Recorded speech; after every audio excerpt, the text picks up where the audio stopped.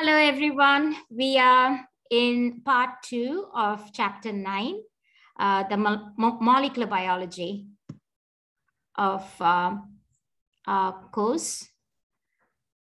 Last week, we covered parts of the central dogma of biology where DNA, so the flow of information is called the central dogma of biology, where information flows from DNA to RNA to the gene. Last week, we just studied DNA structure and how DNA makes a copy of itself. So that process is called DNA replication. But this week, like right now, we are going to cover the transcription and the translation part of the central dogma. We'll also study how the proteins are synthesized. In other words, how a gene is expressed. So I'm going to skip all the slides that we've seen before. So we've seen DNA replication. And now we are going to understand how DNA is making a copy of RNA. Before we go into that, we need to understand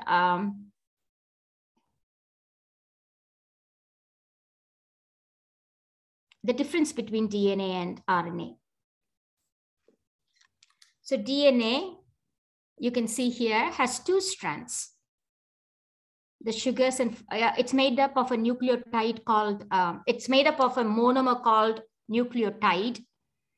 A nucleotide is a sugar, phosphate, and a base. And A's will go with T and G will go with C. And there are two strands of them that run in opposite directions. So first, DNA is two-stranded, whereas the nucleic acid called RNA is single-stranded. DNA is so precious, it will never leave the nucleus. So when it wants to direct the synthesis of a protein, it will make a copy of one of the strands called template strand in order to make an RNA molecule. So the RNA is nothing but a template of DNA that will carry out the instructions from the nucleus into the cytoplasm. RNA is single-stranded. Another main difference is we don't have the base thymine in RNA. Instead of that, we see uracil. So the base, pyrimidine base called uracil is found in RNA. It's not found in DNA. Another difference is in DNA. So if you label the carbon number 1 here, carbon number 2, 3, 4, 5. So in carbon number 2, it's missing an oxygen in DNA. That's why it's called deoxyribose nucleic acids.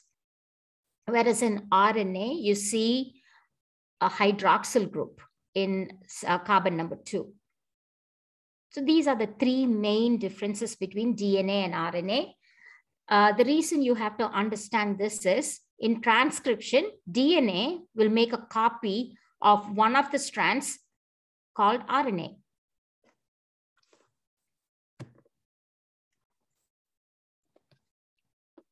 What is a gene? So like we have a lot of DNA inside the nucleus. For example, human beings, we have about 23 chromosomes. And it's like jam-packed with DNA, about 20 to 25,000 genes that will code for a protein. So what is a gene? It is also called as a transcription unit because it's going to become transcribed into RNA. So every gene will, see here you can see it's anti-parallel. One strand is running 5 to 3 prime, the other strand is running 3 prime to 5 prime. Every gene will have a region called promoter region. And then it is the coding sequence, which will become the messenger RNA here, that is called RNA coding sequence. And it will have a terminator sequence. So right after the promoter, so the promoter they'll call it a AT-rich region and so forth. And here's the start of transcription initiation. And here's a termination or stop sign for transcription to happen. Anything above this, it's called upstream of a gene. So anything like if you're looking at the picture, all the genes and sequences that's found on the left is called upstream. And here on the right, it will be called as downstream of the gene. So we have, for every gene in our body, we have a promoter region and a terminator and the transcription unit will be sandwiched between these two. You will soon see why all these sequences are very important. Transcription is the process of making RNA from DNA to messenger RNA. Note that there's 3 different types of RNA in a eukaryotic cell. We have messenger RNA. It is called messenger RNA because it's taking the message from the nucleus into the cytoplasm to act as a template for protein synthesis. Transfer RNA is another piece of RNA that is going to bring specific amino acids to the site of protein synthesis. You'll see that very soon. And ribosomal RNA, we already studied ribosomes when we studied cell structure and function. This is the factory where the protein is going to be made, ribosomal RNA. Transcription happens in 3 steps. The first step is called initiation of transcription. So here is the DNA strand that has to be transcribed. There are 2 strands. The strand that is going to be transcribed is called as the template strand. The strand that is not transcribed is called non-template strand. And here you can see the promoter, which is found right in the start of the transcription unit. The enzyme that makes this happen is called RNA polymerase. So RNA polymerase is going to glide along the DNA looking for the promoter sequence. So when the conditions are right, RNA polymerase will recognize the promoter sequence and store, and it will open up the DNA. It is called transcription bubble. And RNA polymerase and a few other enzymes, proteins will also be involved. So RNA polymerase is anchoring in the template strand and opening up. It's breaking all the hydrogen bonds here to make that transcription bubble. And it will use the template strand as a template to synthesize the new RNA. So this is the first step in transcription. Second step is called elongation. So here, RNA polymerase has anchored to the promoter region, and then it is slowly opening up the transcription bubble. It's breaking all the hydrogen bonds between the DNA strands. And it will perform complementary base pairing. So anywhere there's a C, it is going to add G. A, see, remember there is no thymine in RNA, so it will put a uracil. Again, C becomes G, A transcribed to U, T transcribed to A. So it is rewriting the nucleic acid from a DNA language to RNA language. And it's synthesizing, see, it's like 5' to 3' direction of synthesis. During elongation, RNA polymerase moves along the DNA template, synthesizing messenger RNA from 5' to 3' direction by complementary base pairing. It unwinds the DNA, does complementary base pairing, and then as it completes it, it will rewind the DNA. Note, there is no thymine in RNA. Instead of thymine, we have a base called uracil. The last step is termination of transcription. So it can happen by 2 ways. They'll call it row-dependent termination or row is a protein. Row-dependent or row-independent way to terminate transcription. So when the RNA polymerase comes to the termination signal, end of the transcript, in the row independent step, what will happen is there is a specific sequence in the termination part, which is rich in G and C. And then the transcribed RNA will form a hairpin loop that is rich in G and C. So this is a steric hindrance to the RNA polymerase. So the RNA polymerase will fall off the template and it will dissociate. So here transcription will continue until the termination sequence rich in G and C happens. The RNA that is transcribed will form a hairpin. And because of that, the RNA polymerase will fall off the template and it will terminate transcription. The next type of termination is when a row protein, see this row protein will recognize the transcription termination, and it will make sure that the RNA polymerase falls off the template. So here the row protein is involved. So transcription happens by 3 steps: initiation, elongation, and termination. So now we have a messenger RNA molecule that will wiggle out of the nuclear pore and it will enter the cytoplasm for the next step. But before it does that, it's still not ready. It has to undergo processing. It is called RNA processing. So if you see a messenger RNA transcript, so you can see exon 1, intron, exon 2, and so forth. Exons means these are the expressed sequences. These make sense. Whereas the intervening sequences, it's used to be called as junk DNA. They are just sitting there. You know, its function is still not discovered. Many proteins, you know, they're called spliceosomes. They will come along and they will cut and paste. They will cut out all these green introns and stick up all the exons together. Only then we have a functioning transcript. But the environment of the cytoplasm is very, very harsh. So it will add a 5' guanine cap and a poly A 3' tail.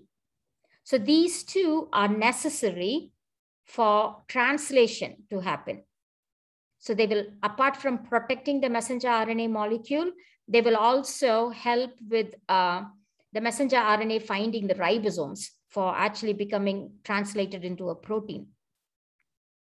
It's amazing. It's just beyond amazing, all these things that are happening. So after the RNA is processed, then it enters the cytoplasm to be translated into a protein. Here is a cool concept here. This is in bacteria. As transcription happens, it is also translated into a protein. And then many polymerases can transcribe a single gene at the same time. So in other words, bacteria is able to churn out several proteins, you know, several copies of the protein at the same time it is transcribed. It's like coupled transcription and translation. So this scenario is in bacteria. It's called polyribosomes. See, many ribosomes are coming and like they are translating it to make it into a protein.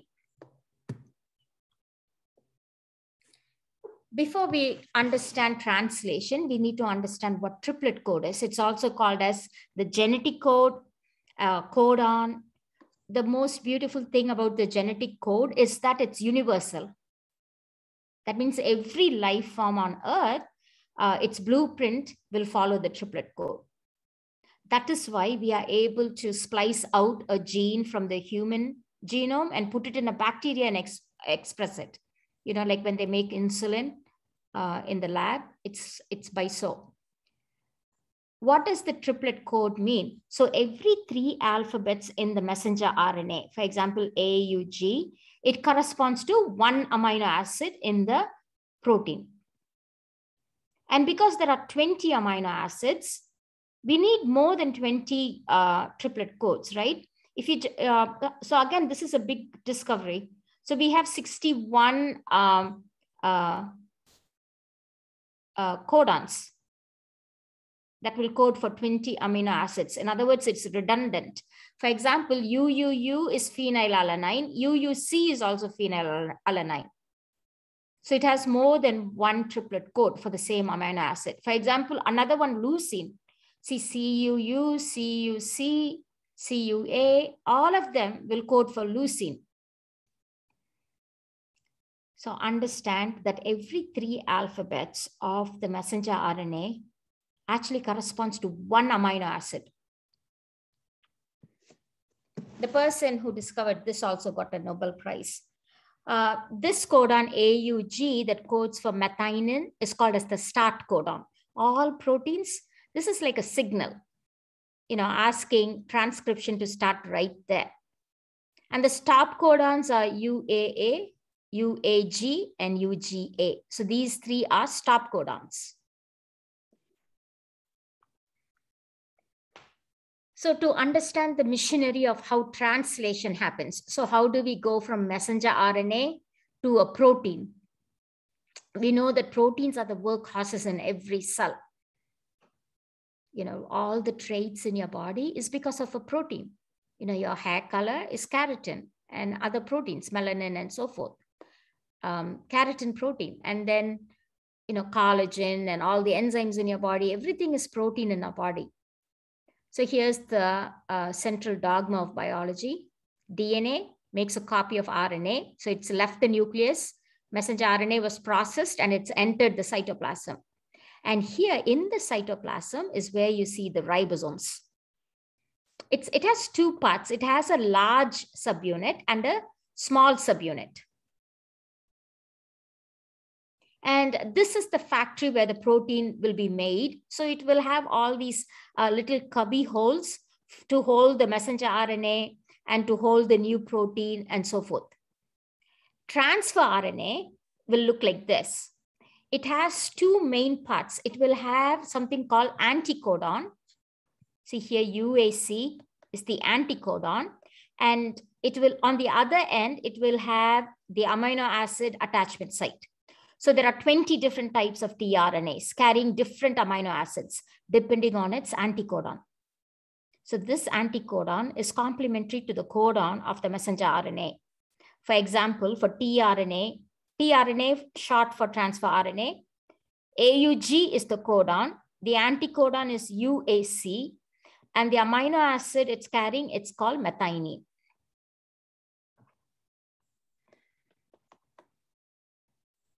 So there are three important parts that you need for translation to happen. You need ribosomal RNA, we need messenger RNA, and we need transfer RNA. So the main objective is to use the template sequence and translate it. See, we are translating it from a DNA language to RNA language to a protein now. So that's why it's called translation. We are going from a nucleic acids to amino acid based polypeptide chain. This picture is like a summary picture. I just want you to wanted to repeat it one more time. So look at the translation machinery in the cytoplasm. So we have the large subunit of RNA, and then here's the small subunit, and sandwiched between them is the messenger RNA template. You can see the AUG start codon here. And then you see these chambers in the large subunit. It's called EPA. So this is the exiting site of the transfer RNA. This is the peptidyl site. That means the peptide bond between amino acids will be formed here. And this is the arriving site. So tRNA, see, remember I told you there's 20 different types of tRNA and they'll have different anticodons. This anticodon has to match up with the codon on messenger RNA. So they will bring in the amino acid, and in the P site, it will attach the amino acid to the old amino acid. And that's how the chain will grow. Okay, here are the steps. Again, this also happens in 3 steps called initiation, elongation, and termination. So what happens in initiation of translation is the small ribosomal RNA will slide down the messenger RNA template looking for the start sign, AUG. And once it finds the AUG start codon, it will lock in place. And when that locking happens, a messenger RNA that carries the anticodon will come sit on the AUG by, see, it comes and anchors here. After the first union happens, the second step would be the large ribosomal subunit will come and sit. So this is initiation. In elongation, the large subunit will come and sit. And the next tRNA anticodon that matches with the codon will come, and then bringing in the next amino acid and a peptide bond. So this will move here and a peptide bond will be formed. And so on, elongation. The transfer RNA will keep on bringing new amino acids until the stop signal comes. When the stop signal is hit, a protein called a termination factor, a release factor will come, and then the whole machinery will fall apart. So it's a very complicated process where the RNA template is used to make a protein. The protein will then get modified into a functional form. This picture is showing how regulation happens in prokaryotes and eukaryotes. You know, prokaryotes do not have a nucleus, right? The DNA is nucleoid. It's just like hanging in the cytoplasm. Whereas in eukaryotes will have a nucleus. In prokaryotes, RNA transcription and translation can happen at the same time. Whereas in eukaryotes, it's not like that. Transcription will happen and then it has to be processed. You know, the exons will be stuck together, 5' cap, poly A tail has to be added. Then it'll exit, come into the cytoplasm where it will be translated. In prokaryotes, the gene expression means this flow of information from DNA, RNA to protein is regulated at the transcriptional level. You know, if it doesn't want a protein, it won't transcribe. Whereas in eukaryotes, it's very, very complicated. It is regulated at many levels. Remember how Josiah talked about epigenetics? On top of, you know, the genes can wind up very tightly so that it's not transcribed. There is transcriptional, post-transcriptional, translational, and post-translational regulation in eukaryotic genomes. And the picture on the left is showing the same thing. So regulation in eukaryotes can happen at every level of every step of the way. If we have the same DNA in all the cells, what makes them different? You know, we have blood cells, we have muscle cells, we have heart cells and pancreatic cells.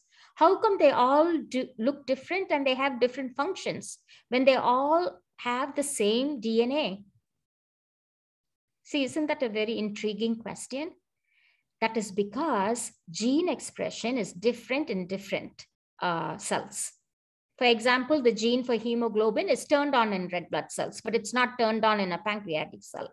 The gene for insulin is turned on in a pancreatic cell and not in the blood cell. The gene for myosin, for muscle contraction, will be turned on in the muscles, not in your pancreatic cell. And here you thought biology was not interesting? I don't think there's anything else that can be more interesting than this. I hope that was clear. We'll watch some more videos and we'll learn more.